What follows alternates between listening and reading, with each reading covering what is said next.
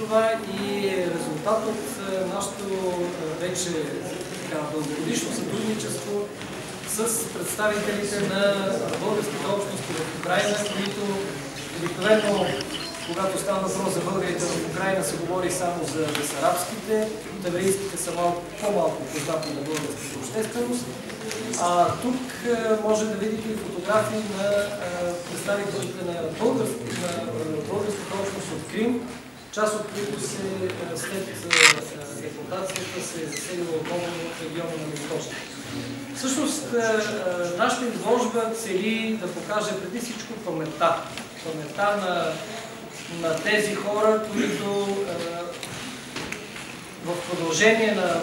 столетия вече, на повече от 200 години, са запазили и своята идентичност, и своя език, и своите традиции, част от които може да видите запечатани на тези фотографии, като сватби, като работа, като дори отиването в казармата. Идеята на това да представим тази изложба в рамките на нашето сътрудничество и с Одеския университет, и с одеските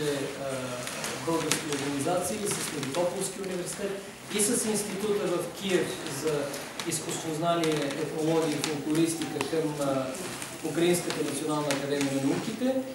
Идеята е да покажем наистина нашата подкрепа към тези хора, които освен, че са горди със своя български произход, със своята българска идентичност,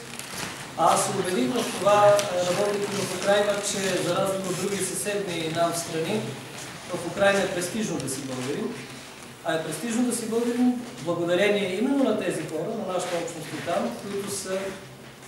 изключително трудолюбиви, активни и най-вече пазят своята традиция, пазят своя дух в продължение на столетия.